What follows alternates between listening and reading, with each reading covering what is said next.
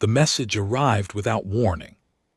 Captain John Carter stared at the blinking notification on his command console. His eyes widened as he read the contents. After 15 years of being ignored by most of the galactic community, Earth had received a formal summons to appear before the full Galactic Council. John ran his hand through his short brown hair and took a deep breath. This was unexpected and likely not good news. He pressed the calm button on his chair. Ambassador.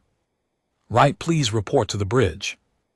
Immediately, the diplomatic vessel Horizon had been traveling between star systems for 3 months now. Their mission was simple: show the flag, make polite conversation with alien diplomats, and try not to cause any interstellar incidents. Humanity was still new to the galactic stage. They had discovered faster-than-light travel only 15 years ago, and the response from the galactic community had been lukewarm at best. Lisa Wright arrived on the bridge 5 minutes later. Her normally calm face showed concern when she saw John's expression. "What's happened, Captain?" she asked. John pointed at the message on his screen. "We've been summoned to the Council Station orbiting Proxima Centauri, full Galactic Council session." Lisa's face paled. "The full council? That's unusual. Is that bad?" asked Daniel Ross, the ship's security officer, who stood nearby. Lisa nodded slowly. "The full council only meets for major decisions, wars, new species admission, or punishment." John swallowed hard. "How soon can we be ready?" "I'll need an hour to prepare our diplomatic files," Lisa said. "But Captain, this is concerning. Earth's status is still probationary. We haven't even been granted observer status yet." Daniel checked his security feeds. "Should I arm the crew?" "No," Lisa said firmly. "That would only confirm their worst fears about humans." John nodded in agreement and turned to his navigation officer. "Set course for Proxima Centauri, maximum safe speed." Horizon adjusted its course, its engines humming with power as it accelerated toward the nearest jump point. In his private quarters, John reviewed what little they knew about the Galactic Council. 42 species had seats. Most had been spacefaring for thousands of years. Humans were babies in comparison. 3 days later, the Horizon dropped out of FTL travel near the massive council station. It was a beautiful structure, a giant wheel spinning slowly in space, creating artificial gravity. Lights twinkled across its surface like stars. But something was wrong. Usually the approach to the station was busy with ships coming and going. Today the space around the station was nearly empty, except for heavily armed patrol vessels. Captain called the communications officer. "We're being directed to docking Bay 17. They're sending an escort. 2 sleek, predatorial-looking ships approach, their weapon systems clearly visible." "That's not standard procedure," Lisa said quietly. "Keep us on course." John ordered. No sudden movements. The escort guided them to their designated docking bay. As they approached, John could see unusual activity through the viewport. Security personnel from various species lined the docking area, their postures tense. "Whatever this is about," Lisa said, "it's serious." Once docked, John, Lisa, and Daniel prepared to disembark. Before the airlock opened, Lisa turned to them. "Remember, we represent all of humanity today. Be polite, be respectful, and say as little as possible until we know what's happening." The airlock hissed open. They were met by a tall, blue-skinned alien with 4 arms, Council Security Chief. Mora regarded them with large, unblinking eyes. Ambassador Wright. Captain Carter, the alien said in a flat voice, the council awaits. Follow me. As they walked through the station corridors, John noticed other aliens, watching them, some with curiosity, others with what looked like fear. Lisa, he whispered, why do they look afraid of us? Lisa kept her eyes forward. I don't know, John, but I think we're about to find out. Council chamber was massive, a circular room with seats rising and tiers around the walls. It reminded John of pictures he had seen of ancient Roman arenas. Each seat held a different alien species. Some looked almost human. Others were so strange that John could barely tell which part was their face. In the center of the room stood a single platform. Sela guided John, Lisa, and Daniel toward it. As they walked, whispers followed them. Look at their limbs, so primitive, dangerous. Lisa kept her chin up, her face calm, but John could see the tension in her shoulders. They'd reached the platform and stepped onto it. From here they could see all the council members staring down at them. A tall gray alien with 6 eyes stood up. This was Zextral, the council chairperson. Silence fell across the chamber. This emergency session of the Galactic Council is now in session, Zextral announced, voice echoing. We are here to review the probationary status of species designation 4173, known as humans from the planet Earth. Lisa stepped forward. Honored chairperson, we are grateful for this opportunity. To you will speak when asked. Ambassador Zextral interrupted. First, we will hear the concerns brought by Council Member Krazoth of the Draic Empire. A bulky red-skinned alien rose from his seat. He had a ridge of bony plates running down his head and sharp teeth that showed when he spoke. Esteemed council members, Krazoth began, I present evidence that humans represent a clear danger to galactic peace. He waved a clawed hand and large screens appeared in the air around the chamber. Images flashed across the screens. Human wars, nuclear explosions, tanks rolling across battlefields, soldiers firing weapons. This species has spent most of its history killing itself. Krazoth continued. They developed nuclear weapons and used them on their own people. More images appeared. The screen showed graphs of human technological development. Look at their advancement rate, Krazoth said. They went from primitive flight to space travel in less than 70 years, from first space flight to faster than light travel in just over 100 years. No other species has developed this quickly.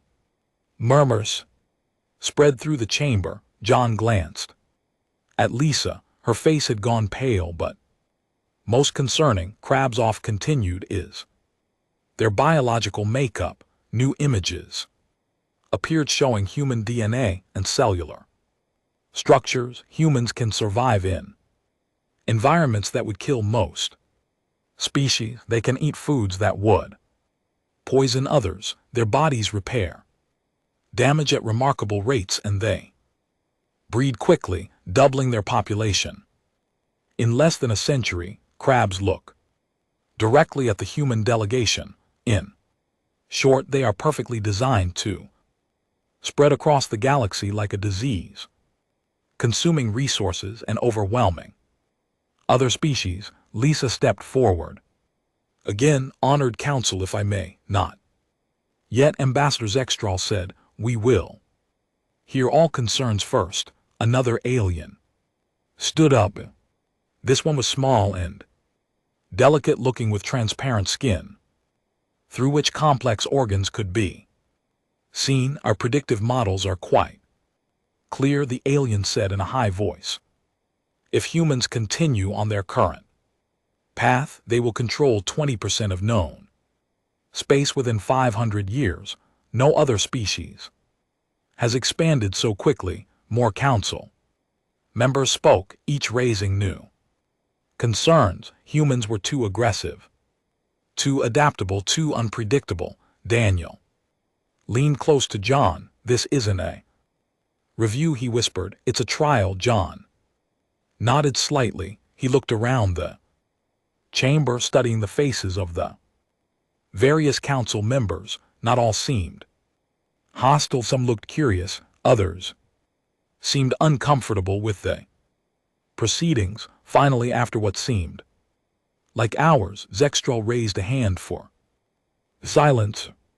Ambassador Wright, you may now respond to these concerns. Lisa stepped forward. Her hands trembled slightly, but her voice was steady. Honored council members, she began, what you have seen today is humanity without context. Yes, we have fought wars. Yes, we have made terrible mistakes, but there is much more to our story. She looked around the chamber, meeting the gaze of as many aliens as she could, and if you will allow me, I would like to tell you that story. Lisa took a deep breath. All eyes in the council chamber were fixed on her. The future of humanity might depend on what she said.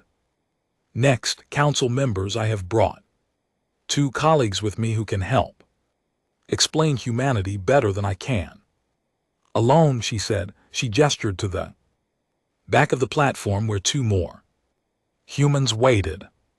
This is Alan Miller, historian, and Susan Green, an engineer. Alan stepped forward. He was an older man with kind eyes and gray hair. His voice was calm and clear as he spoke. The images you saw show only part of human history, he said.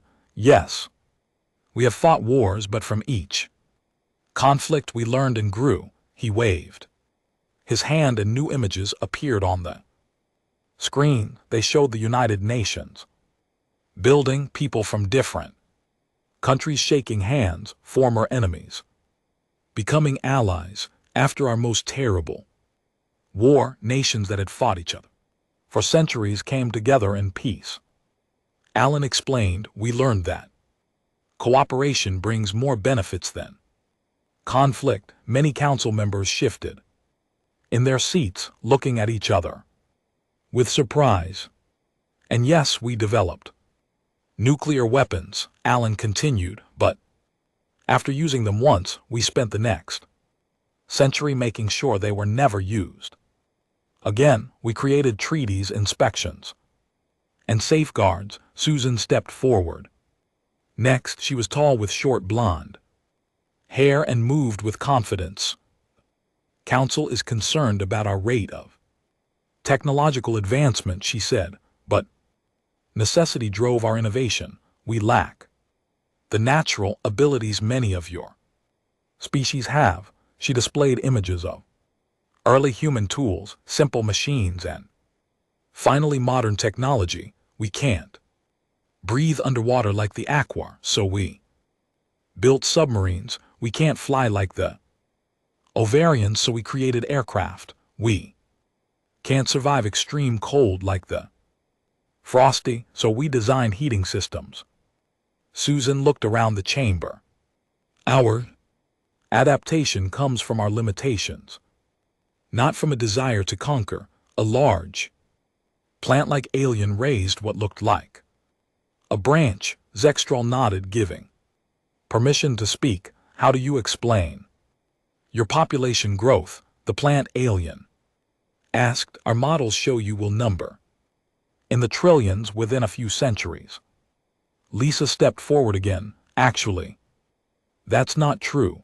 As societies become more developed, birth rates naturally decline. Earth's population is stabilizing, and when we began exploring space, we took those lessons with us. She showed new graphs that contradicted the earlier predictions. Some council members leaned forward with interest.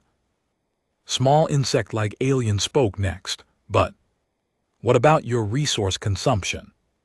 Humans use more per individual than most species. That was true in our past, Lisa admitted, but necessity forced us to change those habits too. She displayed images of clean energy systems, recycling plants, and sustainable cities. When we faced resource shortages, we didn't conquer our neighbors. Instead, we found ways to use less and waste nothing. These innovations could benefit all council species. John watched from the side of the platform. He could see that some council members were being swayed, nodding as they listened. Others, especially Kravoth and his allies, still looked suspicious. Zextral raised a hand. These are interesting points, Ambassador, but they do not address the fundamental concern, your unpredictability. Lisa nodded. Humans are curious by nature. We explore, we question, we imagine new possibilities. Yes, that makes us somewhat unpredictable, but it also means we find solutions others might miss. She looked directly at Sextrol. The galaxy faces challenges that affect us all: climate shifts on living worlds, resource scarcity, ancient threats sleeping in deep space. Different perspectives can help us face these challenges together. The chamber grew quiet as council members considered her words. After a long moment, Zextral spoke. We will need time to discuss these points. The council will vote tomorrow on Earth's status. Until then, you are dismissed. As they left the chamber, Daniel whispered to John, "Did we convince them?" John watched the council members talking among themselves. Some of them maybe, but not all. Lisa's face was tired but determined.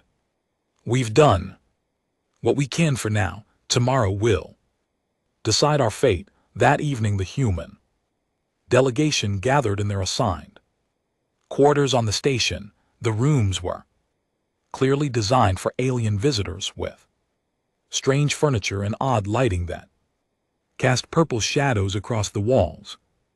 John paced back and forth while Lisa reviewed her notes for the next day. Alan and Susan sat at a table discussing which human achievements might impress the council most. "I don't like this," Daniel said, checking the security of the door for the third time. "It feels like we're being set up." Lisa looked up from her tablet. "What do you mean?" "The escort ships, the armed guards, the way they presented our history." Daniel shook his head. "They had already decided we're dangerous before we even arrived." John stopped pacing. "I agree. Something isn't right." A soft chime interrupted them. Message appeared on the room's communication screen. It was from one of the smaller council species, the Minty, requesting a private meeting with Lisa. "Should I go?" Lisa asked. "It could be a trap," Daniel warned, "or it could be our only chance to gain an ally," John said. Lisa nodded. "I'll go." Daniel, "Come with me. The rest of you be ready for anything." Lisa and Daniel left to meet with the Minty representative. John continued pacing, feeling uneasy. Suddenly the lights went out. Emergency lighting bathed the room in red. A deep rumble shook the station, followed by a distant boom. "What was that?" Susan gasped. Alarms began blaring throughout the station. The communication screen flickered to life, showing chaos in the main council chamber. Smoke filled the air and aliens were running in all directions. "The station is under attack," John said. "We need to find Lisa and Daniel." They rushed into the corridor. All around them, aliens were panicking, some injured and calling for help. The station shook again as another explosion hit somewhere nearby. "This way, John directed, leading them toward the meeting area where Lisa had gone. They turned a corner and nearly ran into Selmora, the council's security chief. The blue-skinned alien was clutching a wounded arm. Your people, Selmora accused, eyes narrowing. You did this. No, John said firmly. We had nothing to do with this. We're an LT Unk and GT looking for our ambassador. Another explosion rocked the station closer this time. The ceiling above them cracked and debris began falling. Without hesitation, John pushed Selmora out of the way as a large metal beam crashed down where the alien had been standing. Selmora stared at John in surprise. You saved me. Of course, John said, helping the alien up. Now what's happening? The Selmora explained, voice tight with pain. A battle cruiser decloaked near the station. They've sent boarding parties. Through a viewport, John could see a massive warship hovering near the station. Its weapons were firing, each blast shaking the entire structure. Why would Krabzoth attack his own council? Susan asked a coop. Ellen realized they're using the debate about humans as cover. John made a quick decision. Selmora, can you get us to the main docking bay? Our ship has defensive capabilities we didn't disclose during inspection. The alien hesitated, then nodded. Follow me. As they moved through the corridors, they found more injured aliens. Susan stopped to help a small childlike being trapped under fallen debris. We don't have time, Selmora urged. We always have time to help, Susan replied, carefully freeing the alien child. They finally reached the main council chamber. Inside they found Lisa and Daniel helping council members evacuate. Several aliens lay wounded, including Zextral. Lisa rushed over when she saw John. Captain, the Dravic forces are trying to capture key council members. They've already taken 3. John looked around at the chaos, then at the frightened aliens being helped by his crew. These were the same beings who hours ago had been debating whether humans were too dangerous to join community. Well, John said, determination in his voice, let's show them just how dangerous humans can be when protecting others. John looked at the faces around him, his crew, the injured council members, and Elmora. He needed a plan, and fast. Lisa, what did you learn from the Minty? He asked.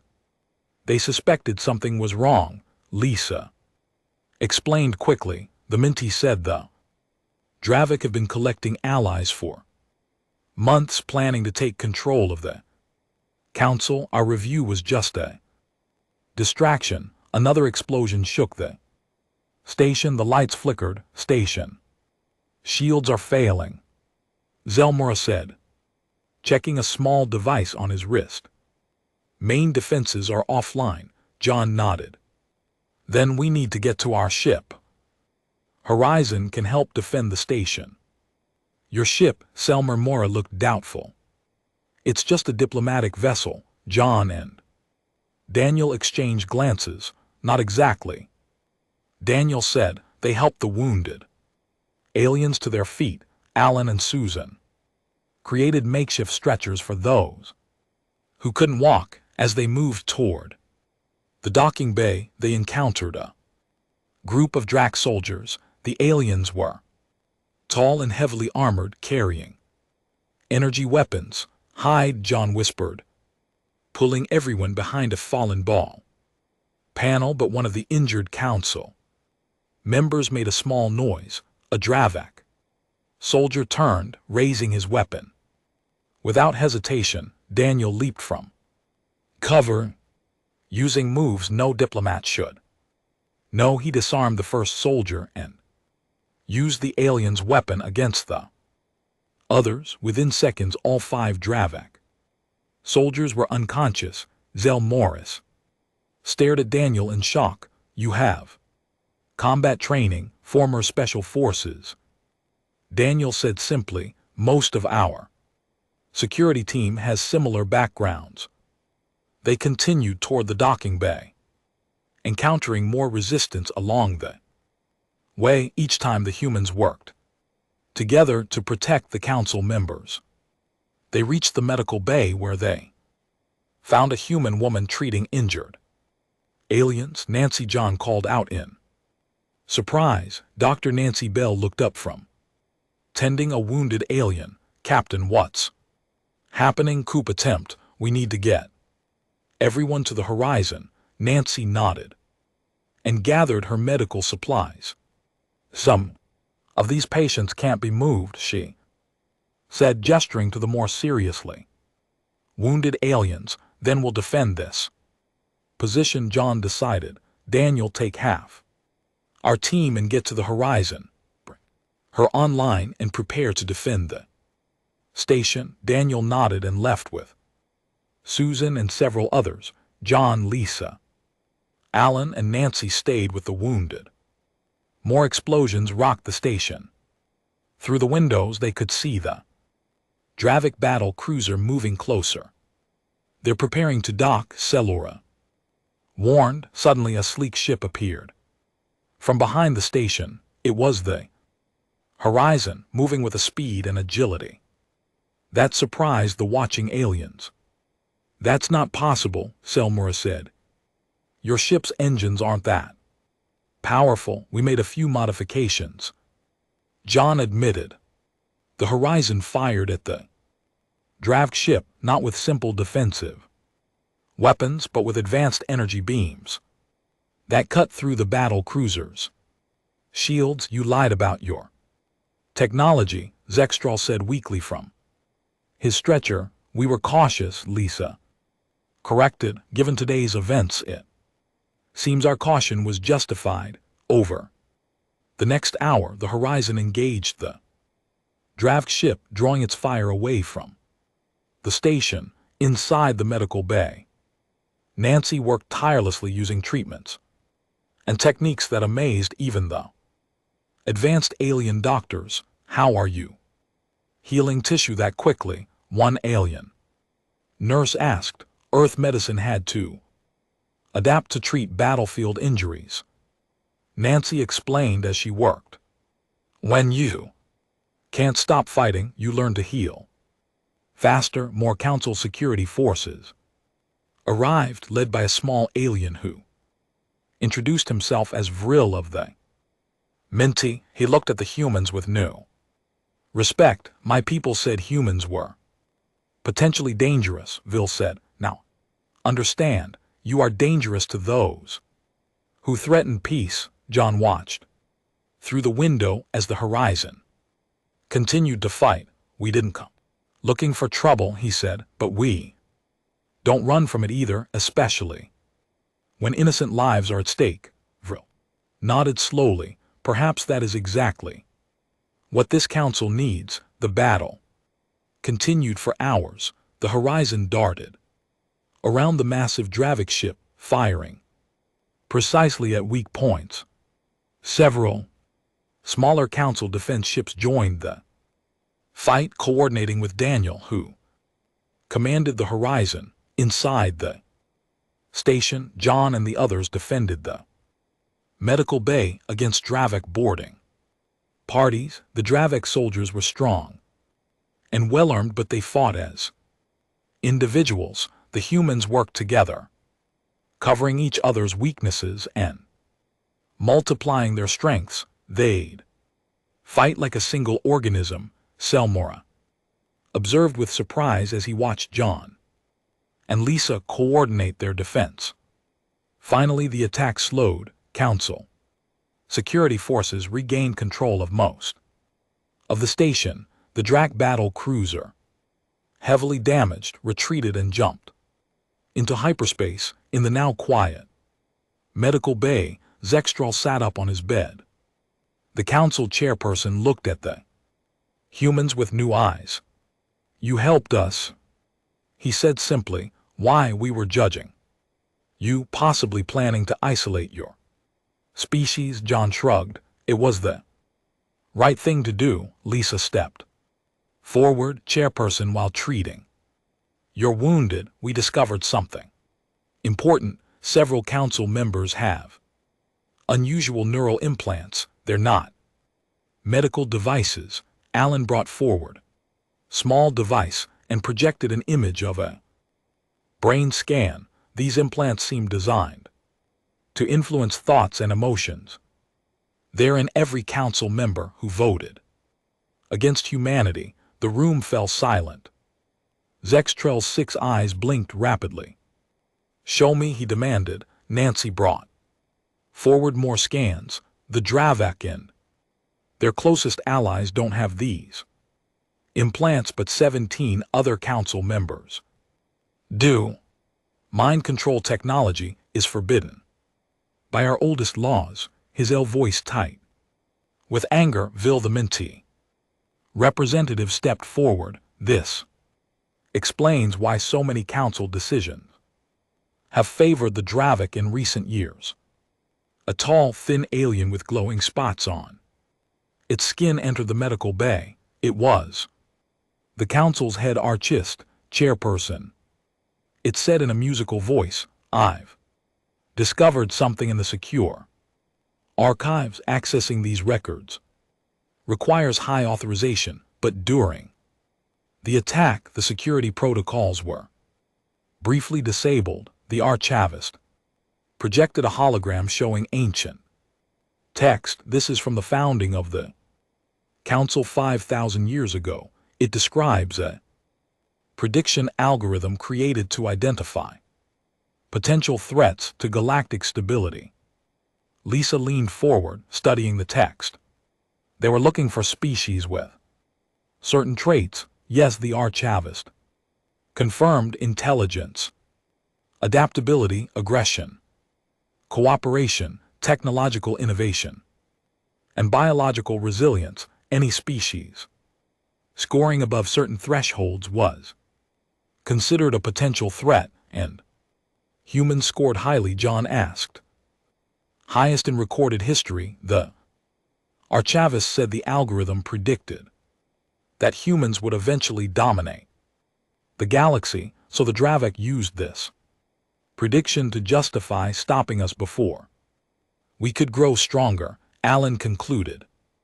Sextrol turned to Lisa. Ambassador, this algorithm has guided council policy for millennia. If it says your species is dangerous, the algorithm is flawed. Nancy interrupted. She pointed to the hologram. Look at the base assumptions. It assumes all species act in self-interest first. It doesn't account for altruism or self-sacrifice. She's right. The archivist admitted the algorithm was created by the ancient predecessors who were highly logical but lacked emotional complexity. The medical bay doors opened, and Daniel entered with Susan. They looked tired but triumphant. The Drac ship has flooded the system, Daniel reported. We captured some of their communications. They've been planning this coup for years. Susan held up a data crystal. We have proof that Krabzoth manipulated the evidence against humanity. He altered historical records to emphasize our conflicts and downplay our cooperation. Zextra looked at the humans gathered before him. The diplomat, the soldier, the doctor, the historian, the engineer. Each had risked their lives to protect beings who had been ready to judge them as dangerous. Perhaps, Zextral said slowly, the algorithm was right about humans being powerful but wrong about the danger you pose. 2 days later, the emergency repairs to the council station were complete enough for a special session to begin. The grand chamber, still showing damage from the attack, was filled with representatives from all 42 species. The mood was tense but different from before. The human delegation stood on the central platform once again. This time they weren't alone. Zelmura Vril and several other aliens who had fought alongside them during the attack stood with them in a show of support. Zextral called the session to order. We gather today to continue our discussion of humanity's place in the galactic community, but first we must address the Dravik betrayal. He gestured to empty seats where the Dravik delegation had sat. Crabs off in his co-conspirators have fled to their home systems. We have issued warrants for their arrest on charges of treason, attempted murder, and illegal use of neural manipulation technology. Murmurs filled the chamber. Several council members looked shaken, having only recently had the illegal implants removed from their brains. Now Zextrol continued, we return to the matter of Earth. The evidence against humanity was manipulated by the Dravik, but the core question remains. Is humanity ready for full council membership? A large crystalline being rose from its seat. Its voice echoed with musical tones. I speak for the Lumen Collective. We witness the humans defend this station at risk to themselves. They showed honor that many established members would do well to remember. Another alien stood, this one covered in thick fur. The pack of Sirius disagrees. Humans may have helped us, but they still concealed their true military and technological capabilities. That shows a fundamental lack of trust.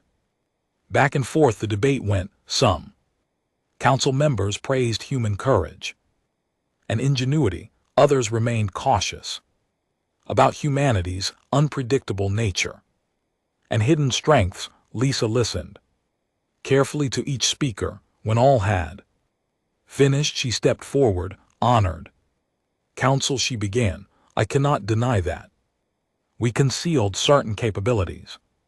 History taught us caution. When we discovered faster than light travel and made first contact, we learned we were very young compared to most species. We didn't know who we could trust. She gestured around the chamber. The events of the past days have proved our caution was warranted, but they've also shown us something important about the council.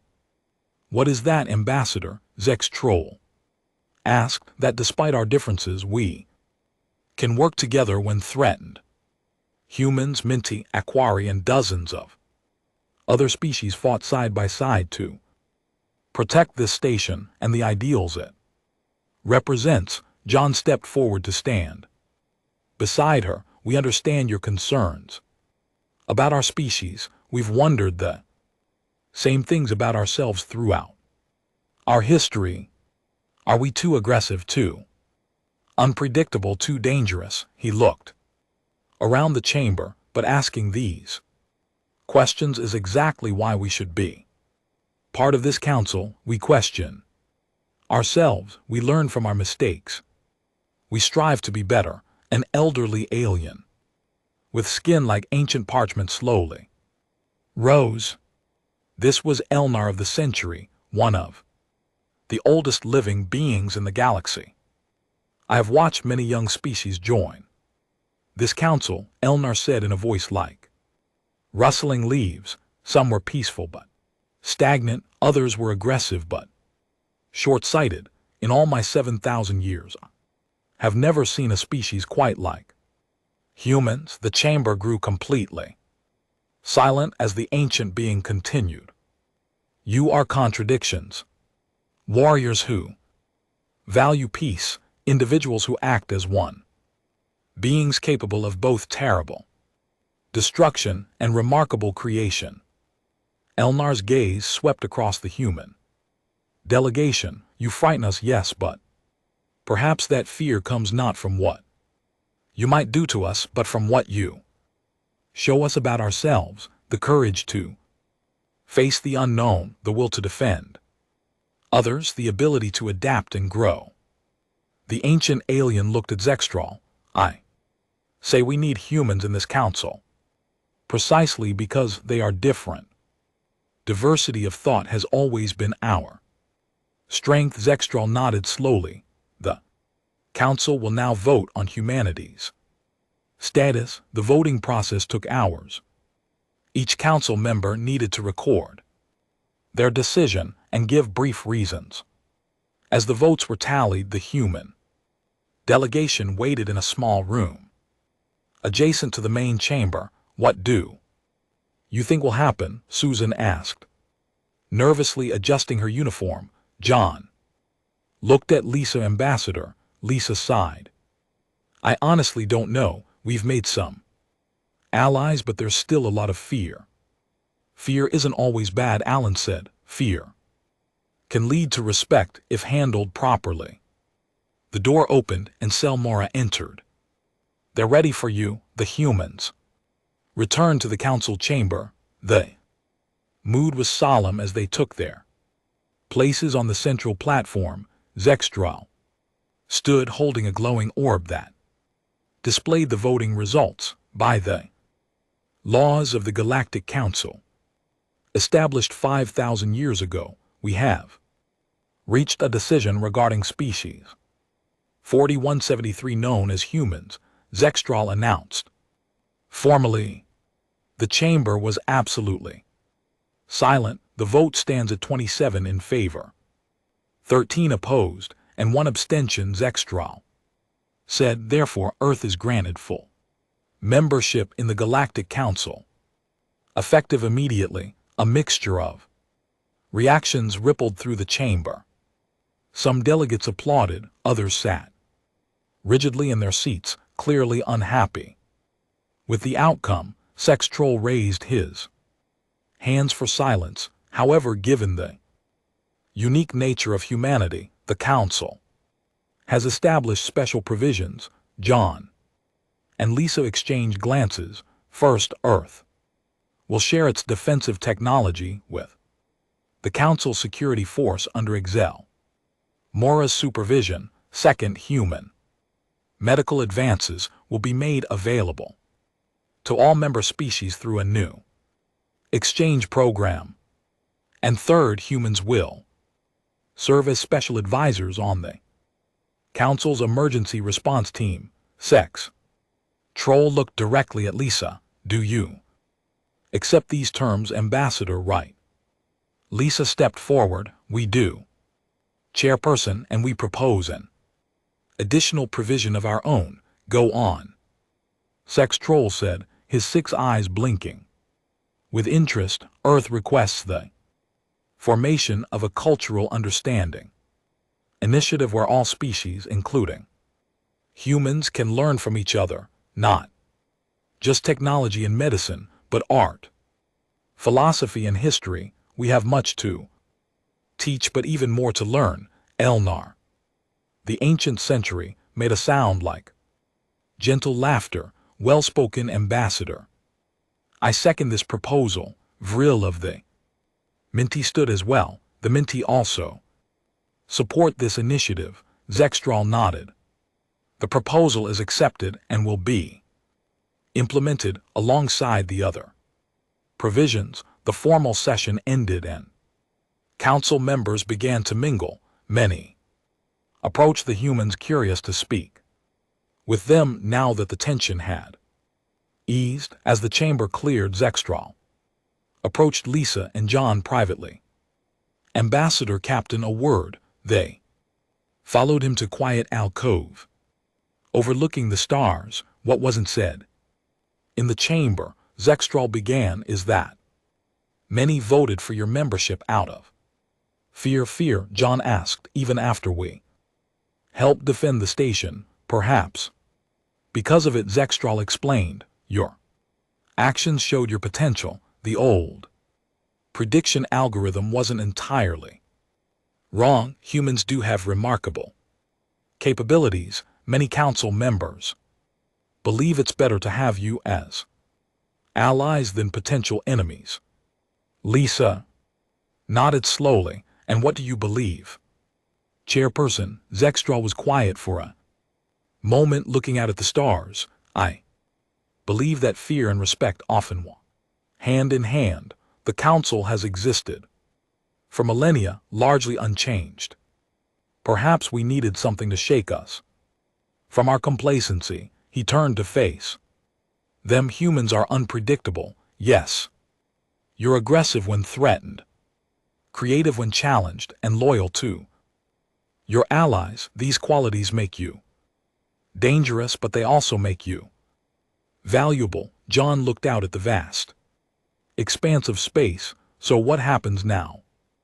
Now Zextrol's mouth formed what might have been a smile. Now the real work begins. You will help us rebuild what was damaged. You will share your strengths and learn from ours, and together we will face whatever comes. Next, Lisa extended her hand in the human gesture of agreement. After a moment's hesitation, Zextral took it. Welcome to the galaxy, Ambassador. Right, may we all grow wiser from our association.